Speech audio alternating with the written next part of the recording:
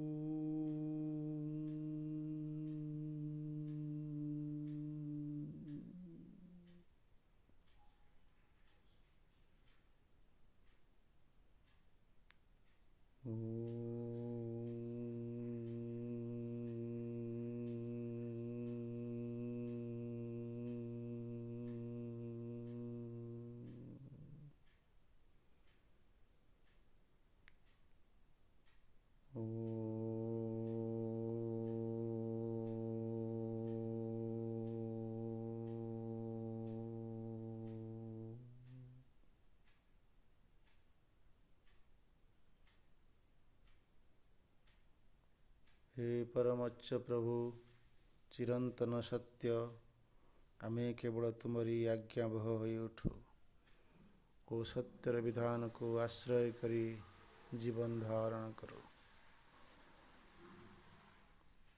आमे ब्रह्मानंद बोलीर अध्ययन करने प्रारंभरे ऋषि आमको स्पष्ट भाव एक आलोचना भितर को नहीं जाउछंती जे ब्रह्म से निजे अनंत सत्य, अनंत ज्ञान, तांकर से अनंत आद्य अभिव्यक्ति से सत्य ज्ञान अनंत ब्रह्म प्रत्येक जीवर अंतरतम प्रदेश रे से विद्यमान अछंती। यह सहित तांकर जो एक विस्तृत परिव्याप्त परिप्रकाश परम आकाश सर्वत्र से प्रसारित हो रही छंती। से अनंत विस्तारी सत्यम ज्ञानम अनंतम केवल ब्रह्मविद माने ତାଙ୍କର ଶୁଦ୍ଧ ଚେତନା ଦ୍ୱାରା ତାଙ୍କୁ ପ୍ରାପ୍ତ କରନ୍ତି। ବ୍ରହ୍ମବିଦ୍ ମାନଙ୍କର ବ୍ରହ୍ମଙ୍କ ସହିତ ଯେଉଁ ଏକାତ୍ମକତା, ସେ ଏକାତ୍ମତା ଦ୍ୱାରା ସେ ପରମଙ୍କୁ ଗୋଟେ ସତ୍ ରୂପରେ ନିଜ ଭିତରେ ପ୍ରାପ୍ତ କରିବା ସହ ପୃଥିବୀ ବ୍ୟାପୀ ସମସ୍ତ କାମ୍ୟ ବସ୍ତୁକୁ ମଧ୍ୟ ସେମାନେ ଅତି ଆନନ୍ଦର ସହ ପ୍ରାପ୍ତ କରନ୍ତି। ଏସବୁ ଆସିଥାଏ ତାଙ୍କର ସେଇ ପରମ ଆନନ୍ଦର ବିଭୂତି ପର୍ଯ୍ୟାୟରୁ। ଏହାପରେ ସେ ବର୍ଣ୍ଣନା କରିଥିଲେ ଯେ ସେ ନିଜେ କେମିତି ତାଙ୍କର ପରମ ଆକାଶରୁ ସେ କିପରି ଅବତରଣ କଲେ, ନିଜେ ପରମାତ୍ମା ପଞ୍ଚମହାଭୂତ ରୂପରେ ଆକାଶରୁ ବାୟୁ, ବାୟୁରୁ ଅଗ୍ନି, ଅଗ୍ନିରୁ ଜଳ, ଜଳରୁ ପୃଥିବୀ ଏବଂ ଏହି ପୃଥିବୀ ରୂପରେ ରୂପାନ୍ତରିତ ହୋଇ ଏହି ଜଡ଼ମୟ ଜଗତ ଭିତରେ ତାଙ୍କର ଏକ ବିଶାଳ ପ୍ରାଣ ରୂପ ପ୍ରକାଶ କରି ସେ ସୃଷ୍ଟି କଲେ ବନସ୍ପତିକୁ, ଔଷଧି ରୂପରେ ନିଜକୁ ରୂପାୟିତ କଲେ ଏବଂ ସେ ବନସ୍ପତିର ଶକ୍ତି ଦ୍ୱାରା ସୃଷ୍ଟି ହେଲା ଏକ ଅନ୍ନମୟ ଜଗତର ପ୍ରାଣ ସତ୍ତା ସବୁ। ଆମେ ସମସ୍ତେ ସେଇ ତାଙ୍କର ସେ ଅନ୍ନମୟ ସୃଷ୍ଟିର ଏକ ପ୍ରତିରୂପ। ଏହି ସେଇ ଅନ୍ନମୟ ଜଗତରୁ ସେ ନିଜେ ଉତ୍ତୀର୍ଣ୍ଣ ହେଉଛନ୍ତି ଗୋଟେ ପ୍ରାଣମୟ ରୂପକୁ ଏବଂ ସେ ପ୍ରାଣମୟ ଅବସ୍ଥା ଯେଉଁଠି ଯେ ପରମ ଅଜ୍ଞାନ ରୂପରେ ରହିଛନ୍ତି ଏବଂ ତାଙ୍କର ଯେଉଁ ପରମ ଜ୍ଞାନ ରୂପଟି ସେହି ଅନ୍ନମୟ ଏବଂ ପ୍ରାଣମୟ ସ୍ଥିତିରେ ସେ ସଂଗୁପ୍ତ ହୋଇ ରହିଛି। ଏହାପରେ ସେ କ୍ରମବିକାଶ ଧାରାରେ ସେ ମନୋମୟ ସତ୍ତା ରୂପରେ ନିଜକୁ ପ୍ରତିପାଦିତ କରୁଛନ୍ତି। ସେ ମନୋମୟ ପୁରୁଷ ରୂପରେ ସେ ନିଜକୁ ବ୍ୟକ୍ତ କରୁଛନ୍ତି। ଆମେ କେତୋଟି କ୍ଲାସରେ ତାକୁ ଆଲୋଚନା କରୁଥିଲୁ କିପରି ବିବର୍ତ୍ତନ କ୍ରମରେ ଅନ୍ନମୟ କୋଷ ଭିତରୁ ପ୍ରାଣମୟ କୋଷଙ୍କର ଆବିର୍ଭାବ ଘଟିଲା ଏବଂ ପ୍ରାଣମୟ ପୁରୁଷ ତାଙ୍କର ସମସ୍ତ କ୍ରିୟାକୁ ପରିପ୍ରକାଶ କରିବା ପାଇଁ ଏକ କ୍ଷେତ୍ର ପାଇ ନିଜକୁ ଏକ ପ୍ରାଣମୟ କୋଷରେ ରୂପାନ୍ତରିତ ହେଲେ। ତାଙ୍କର ସେହି ପ୍ରାଣମୟ କୋଷରୁ ଆବିର୍ଭାବ ଘଟିଲା ଏକ ଚେତନଗତ, ଏକ ମନନଶୀଳ, ଏକ ଚିନ୍ତାଶୀଳ ଗୋଟେ ବ୍ୟକ୍ତି ସତ୍ତା, ଯାହାକୁ ଆମେ ଉପନିଷଦ ମନୋମୟ ପୁରୁଷ ବୋଲି ବ୍ୟକ୍ତ କରୁଛି। ସେ ମନୋମୟ ପୁରୁଷ ରୂପେ ନିଜକୁ ପୂର୍ଣ୍ଣ ପରିପ୍ରକାଶ ପାଇଁ ପ୍ରାଣ ସାଧନା କରିଥିଲା। ସେ ସାଧନା ପ୍ରସୂତ ଶକ୍ତିରୁ ସୃଷ୍ଟି ହେଲେ ସେ ମନୋମୟ ପୁରୁଷ। ସମ୍ପ୍ରତି ମନୋମୟ ପୁରୁଷ ନିଜକୁ ପୂର୍ଣ୍ଣ ରୂପରେ ପ୍ରକାଶ କରିବା ପାଇଁ ସାଧନା କରୁଛି, କିନ୍ତୁ ତାକୁ ପୂର୍ଣ୍ଣ ରୂପରେ ପ୍ରକାଶ କରିପାରି ନାହିଁ। ତା ଭିତରେ ଯେଉଁ ଉଚ୍ଚତର ଯେଉଁ ଉପାଦାନ ସବୁ ରହିଛି, ତା ଭିତରେ ବୁଦ୍ଧି, ଏହି ବୁଦ୍ଧି ହିଁ ସର୍ବୋତ୍ତମ ମନର ଏକ ରୂପ। ସେ ବୁଦ୍ଧି ବୃତ୍ତି ଦ୍ୱାରା ମନ ତାର ବିକାଶ ପ୍ରକ୍ରିୟାକୁ ଆହୁରି ତ୍ୱରାନ୍ୱିତ କରିପାରୁଛି ଏବଂ ବୁଦ୍ଧି ହିଁ ତାର ବିକାଶ ଧାରାର ଏକ ଡ୍ରାଇଭର ହେଇ ତାକୁ ପରିଚାଳିତ କରୁଛି। ମନ ଏବ ମନୁଷ୍ୟାଣାଂ କାରଣ ବନ୍ଧ ମୋକ୍ଷଚ। ଯେହେତୁ ସେ ମନର ବିକାଶ କରିପାରି ନାହିଁ, ତେଣୁ ସେ ମନ ତା ପାଖରେ ସେ ଗୋଟେ ବନ୍ଧନର କାରଣ ହେଇଛି, ଗୋଟେ ମୋହର କାରଣ ହେଇଛି।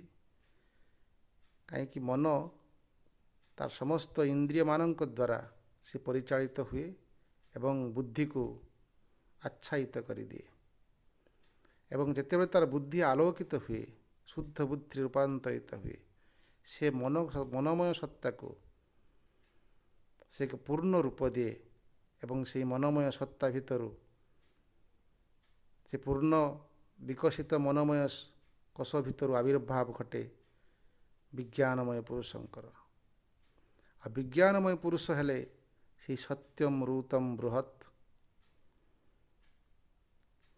ସେ ହିଁ ପରମଙ୍କର ଏକ ଦିବ୍ୟ ବା ସମ୍ପୂର୍ଣ୍ଣ ରୂପକୁ ପ୍ରକାଶ କରୁଛି।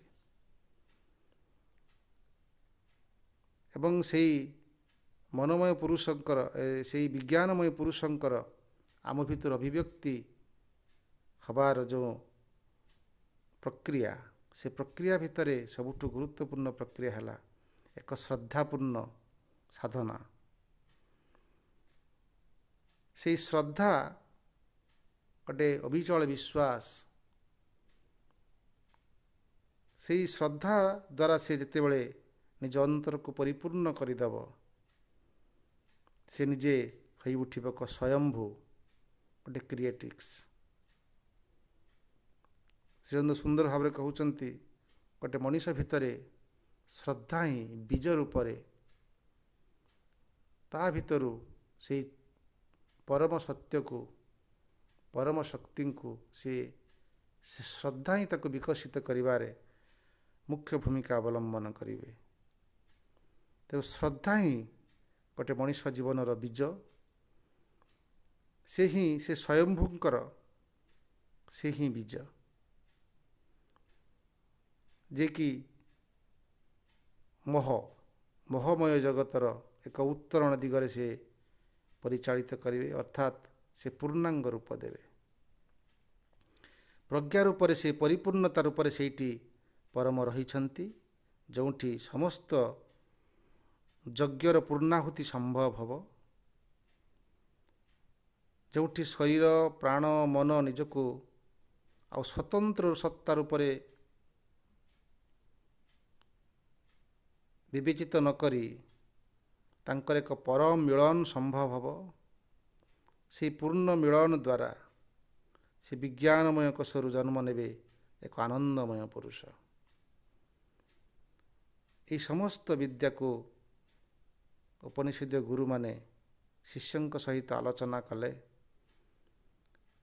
କିପରି ବ୍ରହ୍ମ, ସେ ପରମ ସତ୍ୟମ ଜ୍ଞାନ ଅନନ୍ତଂ ବ୍ରହ୍ମ ନିଜକୁ ଆମ ସ୍ତରରେ, ଏଇ ଜଡ଼ ସ୍ତର ମନୋମୟ ସ୍ତର ପର୍ଯ୍ୟନ୍ତ କିନ୍ତୁ ଅଭିବ୍ୟକ୍ତ କରି କରି ଚାଲିଛନ୍ତି। ଏହି ମନୋମୟ ଜଳ ସ୍ତରରେ ମଣିଷର ସେହି ଦୁଃଖ ଯନ୍ତ୍ରଣା ନୈରାଶ୍ୟ ମଣିଷକୁ ଆଚ୍ଛାଦିତ କରି ରଖିଛି। ସେ କିପରି ପୂର୍ଣ୍ଣ ଜ୍ଞାନ, ପୂର୍ଣ୍ଣ ଆଲୋକ, ପୂର୍ଣ୍ଣ ଜ୍ୟୋତିର୍ ପ୍ରକାଶ ହେବ, ସେଥିପାଇଁ ତାକୁ ଏକ ତା ଭିତରେ ଥିବା ଆନନ୍ଦମୟ ପୁରୁଷ, ଏ ବିଜ୍ଞାନମୟ ପୁରୁଷଙ୍କୁ ଯେତେବେଳେ ସେ ଅଭିବ୍ୟକ୍ତ କରିପାରିବ, ସେତେବେଳେ ସେ ଯେତେବେଳେ ଏ ମଣିଷ ଜୀବସତ୍ତାକୁ ପରିଚାଳିତ କରିବେ, ମଣିଷ ଭିତରୁ ଉଭେଇଯିବ ଦୁଃଖ ଯନ୍ତ୍ରଣା ନୈରାଶ୍ୟ, ସେ ଏକ ଆନନ୍ଦମୟ ଲୋକରେ ପ୍ରବେଶ କରିବାର ସୌଭାଗ୍ୟ ଲାଭ କରିବ। ଏ ସମସ୍ତ ବିଦ୍ୟାକୁ ଆଲୋଚନା କରି ସାରିଲା ପରେ ଶିଷ୍ୟମାନଙ୍କ ଭିତରେ ଏକ ଉତ୍ସୁକତା ପ୍ରଶ୍ନ ଜାତ ହେଲା ଯେ ଏ ଜଗତରେ ଦୁଇ ପ୍ରକାର ଲୋକ ଅଛନ୍ତି, ଯେଉଁମାନେ ବ୍ରହ୍ମଙ୍କ ପ୍ରତି ନିଜର ସମସ୍ତ ଇନ୍ଦ୍ରିୟମାନଙ୍କୁ ଏବଂ ସମସ୍ତ ସବୁ ପ୍ରକାର ତାଙ୍କର ଯେଉଁ ବିଭବ ରହିଛି ସବୁ କିଛିକୁ ସେ ବ୍ରହ୍ମଙ୍କ ଆଡ଼କୁ ଖୋଲି ରଖିଥିଲା ବେଳେ, ଆଉ କିଛି ବ୍ୟକ୍ତି ଅଛନ୍ତି ଯେଉଁମାନେ ତାଙ୍କର ସମସ୍ତ ଇନ୍ଦ୍ରିୟ, ସମସ୍ତ ଅବୟବକୁ ଇନ୍ଦ୍ରିୟାସକ୍ତ ହୋଇ କାମନା ଆଡ଼କୁ ଖୋଲିକି ରଖିଛନ୍ତି। ଆଉ ଯେଉଁମାନେ ସେ ବ୍ରହ୍ମକୁ ଇଚ୍ଛା କରନ୍ତି, ସେମାନେ ନିଶ୍ଚିତ ସେ ବ୍ରହ୍ମଜ୍ଞାନର ଆଲୋକରେ ନିଜକୁ ଆଲୋକିତ କରନ୍ତି। ଏହି ଉଭୟଙ୍କର ଭିତରେ ଯେଉଁମାନଙ୍କର ଏ ସଂସାର ଭିତରେ ଥାଆନ୍ତି,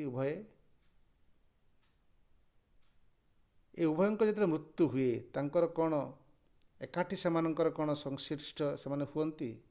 ଯେ ଯେଉଁମାନେ ବ୍ରହ୍ମଜ୍ଞାନୀ ନୁହନ୍ତି, ଅଜ୍ଞାନୀ, ସେମାନଙ୍କର ମୃତ୍ୟୁ ପରେ ସେମାନେ କ'ଣ ସେହି ପରମଙ୍କ ଜଗତ ଭିତରେ ପ୍ରବେଶ କରନ୍ତି? ଆଉ ଯେଉଁମାନେ ପ୍ରକୃତରେ ଜ୍ଞାନୀ ସେମାନେ ତ ମୃତ୍ୟୁ ପରେ ସେମାନେ ସେହି ପରମ ଲୋକରେ ପ୍ରାପ୍ତ କରନ୍ତି। ଏମିତି ଏକ ପ୍ରଶ୍ନ ଯେ ପ୍ରକୃତରେ ମୃତ୍ୟୁ ପରେ ମଣିଷର କ'ଣ ଘଟେ? ତାର ଉତ୍ତରରେ ସେ ଋଷି ପରମାତ୍ମାଙ୍କ ସୃଷ୍ଟି ପ୍ରକ୍ରିୟା ସମ୍ପର୍କରେ ଆନନ୍ଦ କରୁଛନ୍ତି ଯେ ଏଇ ତୁମେ ଯେଉଁ କହୁଛ ଅଜ୍ଞାନମୟ ଜଗତର ଅଜ୍ଞାନୀ ପୁରୁଷ ଆଉ ଜ୍ଞାନୀ ପୁରୁଷ, ଏ ଉଭୟ ପୁରୁଷ ସେହି ପରମାତ୍ମାଙ୍କ ସୃଷ୍ଟି ପ୍ରକ୍ରିୟାର ମୂଳ ଜଗତରୁ ଆସିଛନ୍ତି। ସେହି ପରମ ସୃଷ୍ଟି ପ୍ରକ୍ରିୟାରେ ପରମାତ୍ମା ନିଜକୁ କେମିତି ନିଜେ ସୃଷ୍ଟ ହେଉଛନ୍ତି, ତାଙ୍କ ତପଶକ୍ତିରୁ ଏ ଜଗତକୁ କେମିତି ସୃଷ୍ଟି କରିଛନ୍ତି। ଏ ଜଗତବାସୀ ଏକ ବ୍ରହ୍ମ ରୂପରେ ଏଠି ପ୍ରକାଶ ହେଉଛନ୍ତି। ସେ ନିଜେ ପରମ ବ୍ରହ୍ମ ବହୁ ରୂପରେ ଏଠି ରୂପାୟିତ ହୋଇଛନ୍ତି। ତାଙ୍କର ଏହି ପ୍ରତ୍ୟେକ ସର୍ବସୃଷ୍ଟି ଭିତରକୁ ସେ ନିଜେ ପୁଣି ପୂର୍ଣ୍ଣ ଶୁଦ୍ଧ ଆତ୍ମା ରୂପରେ ପ୍ରବେଶ କରିଛନ୍ତି। ଏଠି ଯାହା କିଛି ପ୍ରକାଶ ଲାଭ କରିଛି, ଯାହା ସ୍ଥୂଳ ସୂକ୍ଷ୍ମ ସତ୍ୟ ମିଥ୍ୟା ଜ୍ଞାନୀ ଅଜ୍ଞାନୀ ବ୍ୟକ୍ତ ଅବ୍ୟକ୍ତ ଯାହା କିଛି ଏଠି ତୁମେ ଦେଖୁଛ, ଏସବୁ ହେଉଛି ସେ ନିଜେ ନିଜକୁ ଭିନ୍ନ ରୂପରେ ଦୈତ୍ୟ ରୂପରେ ଏଠି ପ୍ରକାଶ କରିଛନ୍ତି। ଏବଂ ସେ ନିଜେ ହିଁ ଦୈତ୍ୟ, ଏ ଦୈତ୍ୟ ହେଇଛନ୍ତି ସେ। କିନ୍ତୁ ଏ ଦୈତ୍ୟ ଭିତରେ ଯେଉଁମାନେ ପ୍ରକୃତରେ ଜ୍ଞାନୀ ସେମାନେ ତାଙ୍କର ସୃଷ୍ଟି ପ୍ରକ୍ରିୟାକୁ ସେ ପ୍ରତ୍ୟକ୍ଷ କରିପାରନ୍ତି ଏବଂ ସେଇ ଯାତ୍ରାରେ ସେଇ ଦିଗରେ ଯାତ୍ରା କରନ୍ତି। ଯେଉଁମାନେ ଅଜ୍ଞାନୀ ସେମାନେ ଦିନେ ନା ଦିନେ ତାଙ୍କ ଭିତରେ ସେଇ ଜ୍ଞାନର ଆବିର୍ଭାବ ଘଟିବ, ସେମାନେ ମଧ୍ୟ ତାଙ୍କର ସେ ମୂଳ ସ୍ୱରୂପକୁ ନିଜେ ପ୍ରବେଶ କରିବେ। ଏହାପରେ ଆମେ ଆଲୋଚନା କରିଥିଲେ ଯେ ବ୍ରହ୍ମ ସେ ନିଜେ କିପରି ସେ ଗୋଟେ ଅସତ୍ ରୂପରେ ସେ ପ୍ରଥମେ ବିଦ୍ୟମାନ ଥିଲେ। ଏଇ ଯେଉଁ ଅସତ୍ ରୂପଟି ଆମେ ସେଦିନ ଆଲୋଚନା କରିଥିଲୁ, ଏ ଅସତ୍ ରୂପ ମାନେ ତାଙ୍କର ଗୋଟେ ଅବିଦ୍ୟମାନ ରୂପ, ଅର୍ଥାତ୍ ସେ ନିଜେ ଏତେ ପରିବ୍ୟାପ୍ତ। ସେଥିପାଇଁ ସେ କହିଥିଲେ ପ୍ରଥମରୁ ସେ ଯେଉଁ ଅନନ୍ତ ଜ୍ଞାନ ଅନନ୍ତ ସତ୍ୟ, ଅର୍ଥାତ୍ ସତ୍ୟମ୍ ଜ୍ଞାନମ୍ ଅନନ୍ତ ରୂପଟିକୁ ଆମେ କେବେ ବି ଗୋଟେ ସ୍ଥୂଳ ରୂପରେ ତାକୁ ଆଲୋଚନା କରିପାରିବା ନାହିଁ। ତାଙ୍କର ସେଇ ରୂପଟା ହେଉଛି ଗୋଟେ ଅସତ୍ ରୂପ, ଅର୍ଥାତ୍ ଗୋଟେ ବିସ୍ତୃତ ଅନନ୍ତ ରୂପ। ତାଙ୍କର କୌଣସି ମନ ବା ମନୋମୟ ଜଗତର ଥିବା ସମସ୍ତ ବ୍ୟକ୍ତି ତାଙ୍କର ସେଇ ରୂପକୁ କେବେ ବି ପରିକଳ୍ପନା କରିପାରିବନି, ମାପି ପାରିବ ନାହିଁ। ତେଣୁ ସେ ଅବିଦ୍ୟମାନ ରୂପ ଭାବରେ ସେ ଥିଲେ। ସେ ନିଜେ ସେଇଥିରୁ ଗୋଟେ ସତ୍ ରୂପରେ ନିଜେ ପ୍ରକାଶିତ ହେଇ ବହୁ ରୂପରେ ଏଠି ସୃଷ୍ଟି ହେଲେ। ଅର୍ଥାତ୍ ସେ ନିଜେ ହିଁ ତଦାତ୍ମନଂ ସ୍ୱୟଂ କୁରୁତ, ସେ ନିଜେ ଆତ୍ମା ନିଜେ ନିଜକୁ ସୃଷ୍ଟି କରୁଛନ୍ତି। ଏବଂ ତେଣୁ ଏହା ସୃଷ୍ଟମ୍, ତେଣୁ ତାଙ୍କର ଯେଉଁ ସୃଷ୍ଟ ଜଗତ ସେ ନିଜେ ହିଁ ନିଜକୁ ସୃଷ୍ଟ କରୁଛନ୍ତି। ଏଠି ତାଙ୍କ ବ୍ୟତୀତ କିଛି ବି ନାହିଁ। ତାଙ୍କର ଏହି ବହୁବିଧତା କଥା ସେ ସମଗ୍ର ଜଗତର ଐତରେୟ ଉପନିଷଦ ଛାତ୍ରମାନେ ପୂର୍ଣ୍ଣ ଭାବରେ ଏଠି ଜାଣିପାରୁଛନ୍ତି। ତାପରେ ସେଇ ନିଜେ ଯେତେବେଳେ ସେ ଏଠି ପ୍ରକାଶ ହେଇଛନ୍ତି, ଏଠି ଆମେ ଦୁଇ ପ୍ରକାର ଯେଉଁ ଜୀବନ କଥା କହୁଛେ, ଯେ ଅଜ୍ଞାନ ଏବଂ ଜ୍ଞାନ। ସେ ଅଜ୍ଞାନ ଭିତରେ ବି ଯେଉଁମାନେ ରହୁଛନ୍ତି ସେମାନେ ମଧ୍ୟ ସେ ଅଜ୍ଞାନ ଭିତରୁ ଯେଉଁଠି ଥିଲେ ବି ସେ ରସ ପ୍ରାପ୍ତ ହେଉଛନ୍ତି, ଆନନ୍ଦ ପାଉଛନ୍ତି। ସେ ମଦୁଆ ହେଉ ଯାହା ବି ହେଉ, ସେ ତାହା ଭିତରେ ବି ସେ ଆନନ୍ଦ ପାଉଛି, ରସ ପାଉଛି। ପ୍ରତ୍ୟେକ ସ୍ତରରୁ ସେ ଆନନ୍ଦ ପାଉଛି। ସେ ଆନନ୍ଦ ପାଉଛି ବୋଲି ସେ ଗୋଟେ ଜୀବନଟାକୁ ଗୋଟେ ଖୁସିରେ ବଞ୍ଚିବାକୁ ଇଚ୍ଛା କରିଛି ଏବଂ ସେ ଜୀବନରୁ ପଳାୟନ କରିବାକୁ ଚାହୁଁନାହିଁ। ଏବଂ ସେଠି ସେ ଜୀବନଟାକୁ ସ୍ୱଚ୍ଛନ୍ଦରେ ଜୀବନ ବଞ୍ଚୁଛି। କାହିଁକି ନା ଭଗବାନ ହେଉଛନ୍ତି ସେ ରସୋ ବୈଶଃ, ସେ ନିଜେ ତାଙ୍କର ଅନ୍ୟ ନାମ ହେଉଛି ରସ ବୈଶ, ସେ ରସ ରୂପରେ ଏଠି ଆସିଛନ୍ତି। ତେଣୁ ଆମେ ଯେଉଁଠି ବି ଆନନ୍ଦ ପାଉ ବା ଖୁସି ପାଉ, ରସ ପାଉ, ସେଠି ସେଇ ରସଟି ହେଉଛି ସେ ନିଜେ। ଏବଂ ସେଇ ରସ ରୂପରେ ସବୁଆଡ଼େ ସେ ରହିଛନ୍ତି। ସେ ମୂଳତଃ ଗୋଟେ ସତ୍ ରୂପରେ ଥିଲେ ଏବଂ ତାଙ୍କର ଚିନ୍ମୟ ଶକ୍ତି ଏଠି ବହୁ ରୂପରେ ପ୍ରକାଶ ହେଲା। ସେ ସତ୍ ରୂପରେ ଥିଲାବେଳେ ଯେଉଁ ଆନନ୍ଦ ଥିଲା, ସେ ଆନନ୍ଦଟି ଏଠି ବିକୃତ ହୋଇ ଏଠି ଖୁସି ରୂପରେ, ଏଠି ଭୋଗ ରୂପରେ ଏଠି ପ୍ରତିପାଦିତ ହେଇଛି। କିନ୍ତୁ ମୂଳ ଆନନ୍ଦ ମଧ୍ୟ ସେଇଠି ସେଇ ଜାଗାରେ ରହିଛି। ଯେତେବେଳେ ମଣିଷ ସେ ଜ୍ଞାନ ପ୍ରାପ୍ତ ହୁଏ, ସେ ମୂଳ ଆନନ୍ଦ ସହିତ ତାର ଏକାତ୍ମତା ଘଟେ। ଏବଂ ସେ କାରଣ ସେ, ଏବଂ ଆଉ ଗୋଟେ କଥା କହୁଛନ୍ତି, ସେ ସବୁଠି ତା ନିଜ ସବୁ ଭିତରେ ସେ ପ୍ରବେଶ କରି ତାଙ୍କର ହୃଦୟ ଗହ୍ୱର ମଧ୍ୟରେ ସେ ନିଜକୁ ସଂଗୁପ୍ତ କରି ରଖିଛନ୍ତି। ସେଥିପାଇଁ ସେ ସର୍ବତ୍ର ବିଦ୍ୟମାନ ଏକ ରସ ରୂପରେ ଏବଂ ଜ୍ଞାନ ରୂପରେ ପ୍ରକାଶିତ ହୋଇକି ରହିଛନ୍ତି। ତେଣୁ ପ୍ରତ୍ୟେକ ମଣିଷ ସେ ତାଙ୍କର ପରମ ଜ୍ଞାନ ଆଡ଼କୁ ଯାତ୍ରା କରିବାକୁ ବାଧ୍ୟ। ଆଜି ନହେଲେ କାଲି ମଧ୍ୟ ତାଙ୍କୁ ସେ ଯାତ୍ରା କରିବ। କାରଣ ବିବର୍ତ୍ତନର ଯେଉଁ ଧାରା, ସେ ଧାରାଟି ମଣିଷକୁ ସେଇ ଆନନ୍ଦ ଆଡ଼କୁ ନେଇଯିବ। ସେଇ ଅଳିକ ଆନନ୍ଦ ସେ ପରମାନନ୍ଦର ପ୍ରାପ୍ତି ହେବ। ସେ ଅଳିକ ଜ୍ଞାନଟା ସେ ପରମ ଜ୍ଞାନରେ ରୂପାନ୍ତରିତ ହେବ। ଏଇଟା ଯେତେବେଳେ ମଣିଷ ଭିତରେ ଗୋଟେ ପର୍ଯ୍ୟାୟ ଆସିବ, ଯେତେବେଳେ ଜ୍ଞାନମୟ ବିଜ୍ଞାନମୟ ପୁରୁଷ ନିଜକୁ ପ୍ରକାଶ ହେବେ, ସେତେବେଳେ ମଣିଷ ନିଶ୍ଚିତ ସେ ଜ୍ଞାନର ସେଇ ବିସ୍ତୃତ ପରିସୀମା ଭିତରକୁ ପ୍ରବେଶ କରିବ। ତାପରେ ସେ ସୁନ୍ଦର ଭାବରେ ଆଲୋଚନା କରିଥିଲେ ଯେ ଯଦି ଏଷ ଆକାଶ ଆନନ୍ଦ ନ ସ୍ୟାତ୍ ଏଷ ହେବାନନ୍ଦୟତି, ଯେ ସେ ଯଦି ଆନନ୍ଦ ନଥାନ୍ତା, ନ ସ୍ୟାତ୍ ଆନନ୍ଦ ନଥାନ୍ତା, ତାହେଲେ ସେଠି ନିଶ୍ୱାସ ନେଇପାରନ୍ତା ନାହିଁ ଏବଂ ସେ ପ୍ରାଣ ବଞ୍ଚିବାକୁ ଇଚ୍ଛା କରନ୍ତା ନାହିଁ। ତେଣୁ ସେ ପରମ ବ୍ରହ୍ମ ଭିତରେ ଥାଇ କୌଣସି ନା କୌଣସି ଉପାୟରେ ଏଷ ହେବାନନ୍ଦୟତି, ସେ ଆନନ୍ଦ ଆଣିଦିଅନ୍ତି ପ୍ରତ୍ୟେକଙ୍କୁ। ତେଣୁ ମଣିଷ ଏଠି ଯେଉଁ ଯେ ପ୍ରକାର ବଞ୍ଚିଥାଉ ନା କାହିଁକି, କିନ୍ତୁ ପରମଙ୍କର ସେ ଆନନ୍ଦ ସହିତ ସେ ବଞ୍ଚିଛି। ସେଠି ମଧ୍ୟ ପରମଙ୍କର ଗୋଟେ ଝଲକ ରହିଛି। ଏବଂ ତାପରେ ସେ ଆଲୋଚନା କଲେ ସେଇ ପରମ ସେ ନିଜେ ତାଙ୍କୁ ସେ ଅଦୃଶ୍ୟ ରୂପରେ ରହିଛନ୍ତି, ସେ ଅଦେହ ରୂପରେ ରହିଛନ୍ତି, ସେ ନିରାଶ୍ରୟ ରୂପରେ ରହିଛନ୍ତି। ଯେଉଁ ବ୍ୟକ୍ତି ଅଥୋ ସଭୟଂ ଗତୋ ଭବତି, ଯେଉଁ ବ୍ୟକ୍ତି ତାଙ୍କ ସହିତ ଏକାତ୍ମତା ଲାଭ କରେ, ସେତେବେଳେ ସିଏ ଅଭୟଂ ଗତୋ ଭବତି, ତା ଭିତରୁ ସମସ୍ତ ଭୟ ବିଲୁପ୍ତ ହୋଇଯାଏ। କାହିଁକି? ସେ ନିଜେ ମଧ୍ୟ ଅଭୟ। ଯିଏ ତାଙ୍କ ଭିତରେ ସେ ପ୍ରତିଷ୍ଠା କରିଛି ସେଇ ପରମଙ୍କୁ, ସେ ନିରୁକ୍ତ ନିଳୟମ୍ ଅଭୟମ୍ ଅଦୃଶ୍ୟମ୍ ଅନାତ୍ମ୍ୟମ୍ ପରମଙ୍କୁ ନିଜ ଭିତରେ ପ୍ରତିଷ୍ଠା ଲାଭ କରିଛି, ତାକୁ ଅବଲମ୍ବନ କରି ଜୀବନ ବଞ୍ଚୁଛି, ତା ଭିତରୁ ସମସ୍ତ ଭୟ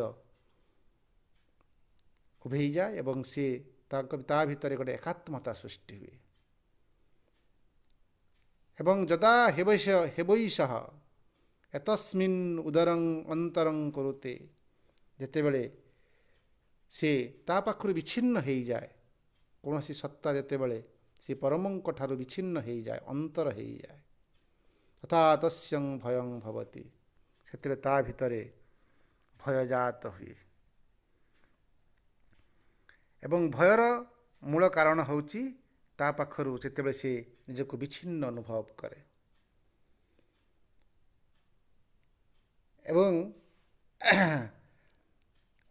ସେଇ ନିଜର ଅନିଷ୍ଟର କାରଣ ହୁଏ ଏବଂ ତା ଭିତରେ ପରମ ରହିଛନ୍ତି ବୋଲି ସେ ଆଉ ନିଜକୁ ପ୍ରତ୍ୟକ୍ଷ କରିପାରେ ନାହିଁ। ତତ୍ତେବ ଭୟଂ ବିଦୁଷୋ ମନ୍ନ ଅମନ୍ୟମନସ୍ୟ ତଦପ୍ୟେଷ ଶୋକ ଭବତି। ତାଙ୍କର ଏହି ଭୟ ପ୍ରଭେଦ ଯୋଗୁଁ ଯେଉଁ ଭୟ ଯେଉଁ ସୃଷ୍ଟି ହେଉଛି, ଏ ଭୟର ଉତ୍ସ ହେଉଛି ପ୍ରଭେଦ। ଏବଂ ପ୍ରଭେଦ ବାହାର କରି ସେ ମନନ କରୁଥିବା ଲୋକ ପାଇଁ ନିଜେ ବ୍ରହ୍ମ ହିଁ ଏଠି ଭୟ ରୂପରେ ତା ଆଗରେ ଛିଡ଼ା ହୁଅନ୍ତି। ଏବଂ ସେ ଭୟଟା କ'ଣ? ସେ ଭୟ ହିଁ ତାଙ୍କର ସେ ନିଜସ୍ୱ ରୂପ। ଏବଂ ସେ ଗୋଟେ ଭୟ ରୂପରେ ଏଠି ଜଗତରେ ନିଜକୁ ପ୍ରକାଶ ଦେଇଥିବା ଯୋଗୁଁ, ଅର୍ଥାତ୍ ଭୟ ହେଉଛନ୍ତି ସେ ନିଜେ ଗୋଟେ ଶ୍ରେଷ୍ଠ ଶାସକ ଆଉ ଶ୍ରେଷ୍ଠ, ଆଉ ଯିଏ ତା ପାଖରୁ ବିଚ୍ଛିନ୍ନ ହେଲା ସିଏ ହେଲା କନିଷ୍ଠ। ଏବଂ ସିଏ କନିଷ୍ଠ ଶ୍ରେଷ୍ଠକୁ ଭୟ କରେ। ଏବଂ ଆଜି ପର୍ଯ୍ୟନ୍ତ ସେହି ଭୟଟି ମଣିଷ ଭିତରେ ବା ଜଗତ ଭିତରେ ରହିଛି ଯେ ଦୁର୍ବଳ ସବଳକୁ ଭୟ କରେ। ସେ ଜାଣେ ଯେ ମୁଁ ଯାହା ପାଖରୁ ବିଚ୍ଛିନ୍ନ ହେଇଛି ସେ ହେଉଛି ଶ୍ରେଷ୍ଠ ଶକ୍ତିମାନ ଆଉ ଶ୍ରେଷ୍ଠ ଜ୍ଞାନମାନ ଆଉ ସବୁକିଛିର ଶ୍ରେଷ୍ଠ। ତେଣୁ ମୁଁ ହେଉଛି ଅଳିକ, ଏ କଥାକୁ ସେ ପ୍ରତ୍ୟକ୍ଷ କରିଥିବା ଯୋଗୁଁ ତେଣୁ ନିଶ୍ଚିତ ସେ ଶ୍ରେଷ୍ଠ ପ୍ରତି ତା'ର ଗୋଟେ ଭୟ ସୃଷ୍ଟି ହୁଏ। ସେଥିପାଇଁ 4ର୍ଥ ନମ୍ବର ଶ୍ଲୋକରେ ଆମେ ଏହି କଥା ପଢ଼ିବା। ବିଶାସ୍ମାଦ୍ ବାତୋପବତେ ଭୀଷୋଦେତି ସୂର୍ଯ୍ୟଃ ଭୀଷାସ୍ମାଦଗ୍ନିଚନ୍ଦ୍ରଶ୍ଚ ମୃତ୍ୟୁ ଧାବତି ପଞ୍ଚମ ଇତି। ଏବଂ ସେ ଏହି ଭୟ ଯୋଗୁଁ ତାଙ୍କର ଅସ୍ମାଦ୍ ଭୟ, ଏଠି ଯେଉଁ ଭୟ ରୂପରେ ସେ ବିଦ୍ୟମାନ ରହିଛନ୍ତି ଅସ୍ମାତ୍। ଏବଂ ସେଇ ଭୟ ଯୋଗୁଁ ହିଁ ସେ ତାଙ୍କଠାରୁ ଅନ୍ତର ହେଇଥିବା ପବନ ଶକ୍ତି ସେ ସ୍ୱଚ୍ଛନ୍ଦ ଭାବରେ ସେ ପବନକୁ ପ୍ରବାହିତ କରି କରି ଚାଲିଛି। ଭୀଷାଦିତି ସୂର୍ଯ୍ୟ ମଧ୍ୟ ସେ ତାଙ୍କଠାରୁ ବିଭେଦ ହେଇଥିବା ଯୋଗୁଁ ସେ ତାଙ୍କୁ ଭୟ କରି ସେ ତାଙ୍କର ସେ ସୂର୍ଯ୍ୟ ଉଦେତି ସୂର୍ଯ୍ୟ, ସେ ଭୟରେ ସୂର୍ଯ୍ୟ ମଧ୍ୟ ଉଦୟ ଅସ୍ତ ହେଉଛନ୍ତି। ଭୀଷାସ୍ମାଦ୍ ଅଗ୍ନିରିଚନ୍ଦ୍ରଶ୍ଚ, ସେଇ ଭୟରୁ ସେ ଭୟରେ ତାଙ୍କର ଭୟରେ ଅଗ୍ନି ଆଉ ଚନ୍ଦ୍ରମା ଏମାନେ ମଧ୍ୟ ତାଙ୍କର ତେଜକୁ, ତାଙ୍କର ସବୁ ଅଗ୍ନିମୟ ରୂପକୁ ସେମାନେ ଏଠି ପ୍ରତିଭାତ କରି କରି ଚାଲିଛନ୍ତି। ମୃତ୍ୟୁ ଧାବତି ପଞ୍ଚମ, ଏବଂ ମୃତ୍ୟୁ ପଞ୍ଚମରେ ଆମେ କଠୋପନିଷଦରେ ପଢ଼ିଥିଲୁ ଯେ ପାଞ୍ଚ ଜଣ ଭୟ, 5ଟି ଭୟ ରହିଛି। ଏବଂ ସେ 5 ଭୟ ଭିତରେ ସେ ପବନ, ସୂର୍ଯ୍ୟ, ଅଗ୍ନି, ମୃତ୍ୟୁ, ଇନ୍ଦ୍ର ବୋଲି କହିଥିଲେ, ଏଠି ଚନ୍ଦ୍ର ବୋଲି କହୁଛନ୍ତି। ଏମାନେ ସମସ୍ତେ ତାଙ୍କର ଭୟରେ, ସେ ପରମଙ୍କ ଭୟରେ ସେମାନେ ତାଙ୍କର ଗତି କରୁଛନ୍ତି। ମୃତ୍ୟୁ ମଧ୍ୟ ତାଙ୍କୁ ଭୟ କରୁଥିବା ଯୋଗୁଁ ସିଏ ଯାହାର କାର୍ଯ୍ୟଟିକୁ ଶୃଙ୍ଖଳିତ ଭାବରେ କରୁଛନ୍ତି। ତାଙ୍କ ଉପରେ ଆଉ ଜଣେ ଶାସକ ରହିଛି। ତେଣୁ ସେ ଶାସକର ନିୟମକୁ ସେମାନେ ପାଳନ କରୁଛନ୍ତି ଏବଂ ସେ ପାଳନ କରୁଥିବା ଯୋଗୁଁ ସେମାନେ ତାଙ୍କର କାର୍ଯ୍ୟଟିକୁ ଶୃଙ୍ଖଳିତ ଭାବରେ କରି କରି ଚାଲିଛନ୍ତି। ଏଠି ଯେଉଁ ଯେମିତି ପବନ କେବେ ବି ତାର ପବନ ବହିବାରୁ ବା ଶୀତଳତା ପ୍ରଦାନ କରିବାରୁ ସେ ବିରତ ହେଇଯାଏ ନାହିଁ, ସୂର୍ଯ୍ୟ ସେମିତି ତାଙ୍କୁ ତାର ସବୁଦିନ ଉଦୟ ଅସ୍ତ ହେଇ ଚାଲିଛନ୍ତି ଏବଂ ତେଜରାଶି ପ୍ରକାଶ କରିବାର ସେ କେବେ ବିରତ ହୁଅନ୍ତି ନାହିଁ। ସେମିତି ଅଗ୍ନି କେବେ ବି ବିରତ ହୁଅନ୍ତି ନାହିଁ ସେ ତାଙ୍କ ତାପ ଏବଂ ଆଲୋକ ପ୍ରଦାନ କରିବାରୁ। ଚନ୍ଦ୍ରମା ମଧ୍ୟ କେବେ ବି ବିରତ ହୁଅନ୍ତି ନାହିଁ ତାଙ୍କର ଆଲୋକ ପ୍ରଦାନ କରିବାରୁ। ମୃତ୍ୟୁ ମଧ୍ୟ ଏଠି ସୁନିଶ୍ଚିତ ଭାବରେ ଏଠି ଯାହା କ୍ଷଣଭଙ୍ଗ ସମସ୍ତଙ୍କୁ ଭଙ୍ଗୁର କରୁଛି ଏବଂ ଏଠି ସବୁକିଛି ତାଙ୍କ ଦ୍ୱାରା ପରିଚାଳିତ ହେଉଛି। ଏଠି ଏନାବୋଲିଜିମ୍ ମେଟାବୋଲିଜିମ୍ ସେ ମୃତ୍ୟୁ ହିଁ କରୁଛି। ଏଇଠି ଜନ୍ମ ମୃତ୍ୟୁର ଯେଉଁ ବିଭୀଷିକା ଏସବୁର କାରଣ ମୃତ୍ୟୁ, ସେ ହିଁ ଏଠି ତାର ସମସ୍ତ କାର୍ଯ୍ୟଟିକୁ ସେ ପରମଙ୍କ ନିର୍ଦ୍ଦେଶରେ କରି ଚାଲିଛି। ସେଥିରୁ ସେ କେବେ ବି ବିରତ ହୁଅନ୍ତି ନାହିଁ। ତେଣୁ ସମସ୍ତେ ସେଥିପାଇଁ ଉପନିଷଦରେ ପ୍ରାୟ ତୈତରୀୟ ଆମର ଋକ୍ ବେଦରେ ଭଗବାନଙ୍କୁ ବି ପ୍ରାର୍ଥନା କରାଯାଇଛି, ଭି ଦେହି, ମୋତେ ଭୟ ଦିଅ।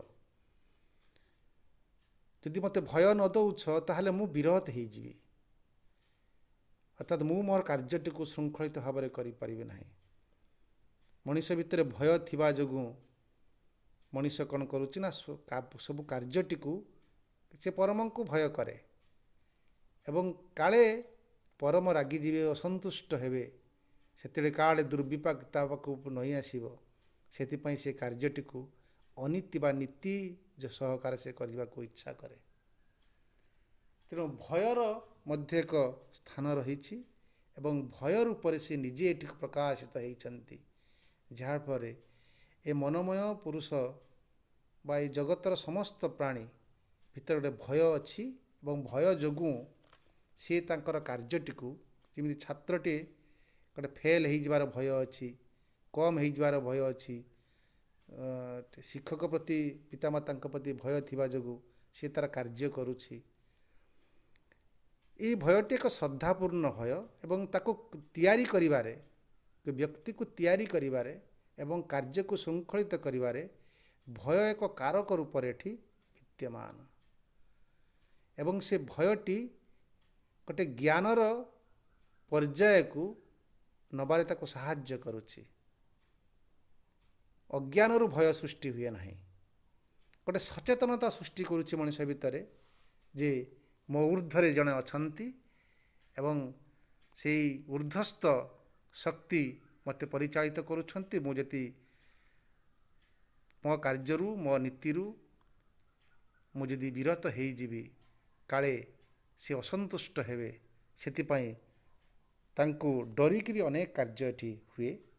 ସେମିତି ସେ କହିଛନ୍ତି, ଏଠି ଜଗତ ଯେତେ ଶକ୍ତିମାନ, ଜଗତକୁ ସତ୍ତାମାନଙ୍କୁ ଦେଖୁଛ, ପବନ, ସୂର୍ଯ୍ୟ, ଅଗ୍ନି, ଚନ୍ଦ୍ର ଏବଂ ଯମ ନିଜେ, ଆମେ ସମସ୍ତେ ସେ ତାଙ୍କୁ ହିଁ ଭୟ କରୁ। ତାଙ୍କର ଭୟ ଯୋଗୁଁ ହିଁ ପବନ ତାର କାର୍ଯ୍ୟ କରି ଚାଲିଛି, ସୂର୍ଯ୍ୟ ଉଦୟ ଅସ୍ତ ହେଇ ଚାଲିଛି, ଅଗ୍ନି ତାପ ପ୍ରଦାନ କରି ଚାଲିଛି, ଅଗ୍ନି ଓ ଚନ୍ଦ୍ର, ଏବଂ ମୃତ୍ୟୁ ମଧ୍ୟ ତାଙ୍କର କାର୍ଯ୍ୟ କରି ଚାଲିଛନ୍ତି। ତେଣୁ ଏଠି ଯାହା ବି କିଛି ହେଉଛି ସବୁକିଛି ତାଙ୍କରି ନିର୍ଦ୍ଧାରିତ, ସେ ହିଁ ସ୍ୱୟଂ ଏଠି ପରିଚାଳିତ କରୁଛନ୍ତି ବହୁ ରୂପରେ। ତେଣୁ ଆମେ ଯଦି ବା ସେଇ ରୁଷ ଏବଂ ୟୁକ୍ରେନର ଯୁଦ୍ଧର ଏକ ବିଭୀଷିକାକୁ ଆମେ ଦେଖୁଛେ, ଏଠି ମଧ୍ୟ ସେ ବିଭୀଷିକା ମଧ୍ୟ ତାଙ୍କର ଗୋଟେ କାର୍ଯ୍ୟକ୍ରମ ଏବଂ ସେ ଛନ୍ଦକୁ ଆମେ ଯଦି ବା ସେ ବିଭୀଷିକାକୁ ଏକ ଭଗବତ ପ୍ରସୂତ କାର୍ଯ୍ୟକ୍ରମ ବୋଲି ଅନୁଭବ କରିବା ସହିତ ତାର ଏକ ସମାଧାନ ହେଉ ଏବଂ ଶାନ୍ତି ପ୍ରତିଷ୍ଠା ହେଉ, ଏକ ଆନନ୍ଦମୟ ଜଗତ ସୃଷ୍ଟି ହେଉ, ଯଦି ପରମଙ୍କର ଲକ୍ଷ୍ୟ ହୁଏ, ଆମେ ମଧ୍ୟ ସେହି ଲକ୍ଷ୍ୟ ସହିତ ସଂଯୁକ୍ତ ହେବା, ପ୍ରାର୍ଥନା କରିବା। ମଣିଷ ଭିତରେ ଅହଙ୍କାର ଭାଙ୍ଗିଯାଉ। ଏ ଅହଙ୍କାର ଭିତରେ ଯେଉଁ ଯୁଦ୍ଧ ଅଛି, ଏକ ଅଜ୍ଞାନ ପ୍ରସୂତ ଅହଙ୍କାର, ମଣିଷ ଭିତରେ ଜ୍ଞାନର ପ୍ରକାଶ ଘଟୁ, ଏଠି ଶାନ୍ତି ପ୍ରକାଶ ହେଉ ଆଉ ମଣିଷ ଭିତରୁ ଭୟ ମଧ୍ୟ ଚାଲିଯାଉ। ତେଣୁ ଏହି କଥା ସହିତ ଆମେ ଗୋଟେ ଆଲୋଚନା ପର୍ଯ୍ୟାୟକୁ ଯିବା। ବର୍ତ୍ତମାନ ରବି ଭାଇ, ଆପଣ ଆଲୋଚନା ଆରମ୍ଭ କରନ୍ତୁ।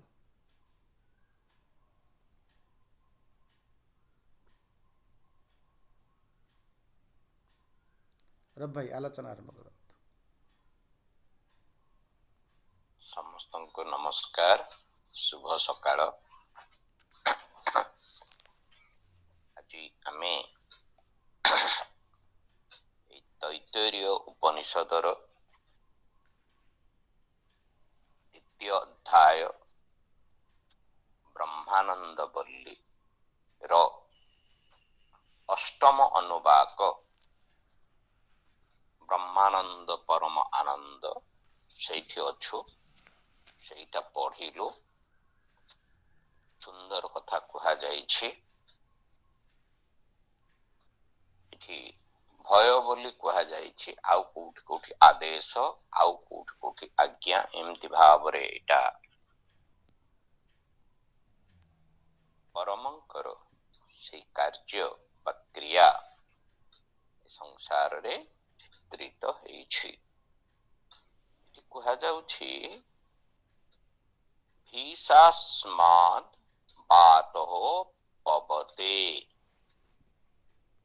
भीषास्माद् वातोपवते, भीषोदेति सूर्योः, भीषास्माद् अग्निश्चन्द्रस्य, मृत्युर्धावति पंचम इति। भीषा अस्मात् वातोपवते, भय माध्यमरे, भीषा हला भय, भय माध्यमरे बा भୟରେ ବା ଭୟ ଯୋଗୁ